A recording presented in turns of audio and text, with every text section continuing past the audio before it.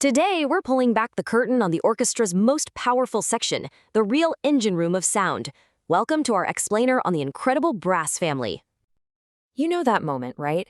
You're listening to a symphony, and all of a sudden, this thrilling, massive wave of sound just hits you and lifts the music to a whole new level. Have you ever wondered, what is that? Where does all that energy come from? Well, the answer is right here, the brass family. They are the absolute powerhouse that drives the orchestra's most epic and emotional moments. And this family is made up of 4 main instruments that we're going to get to know today. And trust me, each one has its own unique personality and a really crucial role to play. So if you're ever at a concert, you'll almost always find them sitting in a row at the very back of the stage. And that's no accident. Their placement is strategic. It lets their huge sound just wash over every other instrument and fill the entire hall. So what's the secret sauce? What's the one thing that unites all 4 of these instruments? It all comes down to something called the buzz. A player literally buzzes their lips into a mouthpiece, and that vibration, sent through all that metal tubing, is what creates that magnificent, glorious sound. Okay, let's start at the top of the pitch range with what we call the high brass. We're talking about the bright, agile, and soaring members of the family, the trumpet and the French horn. First up, the instrument a lot of people picture when they hear the word brass. The trumpet. Now, the trumpet might be the smallest of the main 4, but don't let its size fool you. Its secret weapon is its tubing. See, it stays the same narrow width for most of its length, and that cylindrical shape focuses the sound, making it incredibly bright, vibrant, and piercing. So how's it played? Well, the player buzzes into that little cup-shaped mouthpiece. Then, to change notes, they press down on a combination of 3 valves. Each combo opens up a different path for the air, which changes the total length of the tubing and, boom, changes the pitch. It's a really nimble system. Next up is the French horn. You really can't miss this one. Just look for that iconic, elegant coil of metal tubing. It's beautiful.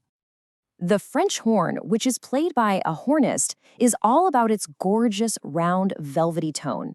It's got this amazing ability to either blend perfectly with other instruments or to just soar above them with a sound that people often describe as distant or like a hunting call.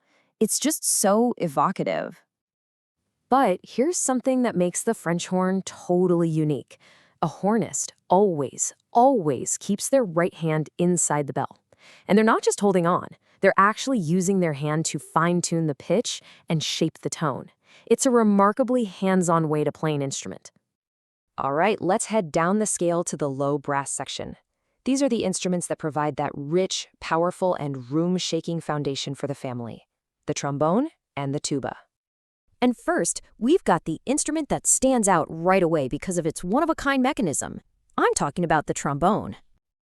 Get this, if you were to completely unwind a trombone, its tubing would stretch out to about 9 feet long. That's literally taller than the tallest person in the world. And all that length is what gives it such a rich, powerful tone in that middle to low range of the orchestra. So the key difference with the trombone is right here. Instead of those push-button valves we see on trumpets and tubas, the trombone has one long slide. The player moves that slide to one of 7 main positions, which changes the tube's length and, you guessed it, changes the pitch. This is what allows for that classic, smooth, gliding sound that only a trombone can make. And finally, we arrive at the gentle giant, the anchor of the brass family. The tuba. The tuba is the largest and the lowest pitched member of the family, and its job is huge. It provides the bass line, the absolute foundation for the entire orchestra. You'll see the player holding this massive instrument in their lap, and its sound is just incredibly round and mellow. It's never harsh. And if you thought the trombone's 9 feet of tubing was impressive, hold on. An uncoiled tuba would be about 18 feet long. That is longer than a giraffe is tall. I mean, that's just wild. And that massive length is what allows it to produce those incredibly deep, resonant notes that you can feel in your chest. So we've met all the individual members of the family. Now let's put it all together and see how they create that incredible symphony of sound. This table pretty much tells the whole story. You've got the trumpet way up high with its bright, brilliant sound in its valves. Then the French horn right below it with that unmistakable coiled shape and velvety tone. Moving down, you have the rich and powerful trombone with its unique slide. and holding it all down is the tuba with its deep, round sound. Each one has a distinct voice, but together, they cover this incredible sonic and emotional range. So when you put it all together, from that bright, heroic call of the trumpet to the warm, mellow foundation of the tuba, you get the true engine of the orchestra's power and its heart. So the next time you're listening to an orchestra, really listen for them. Listen for that buzz, and ask yourself, which one of these amazing voices, the brilliant trumpet, the velvety horn, the rich trombone, or the deep tuba, is the one that really speaks to you?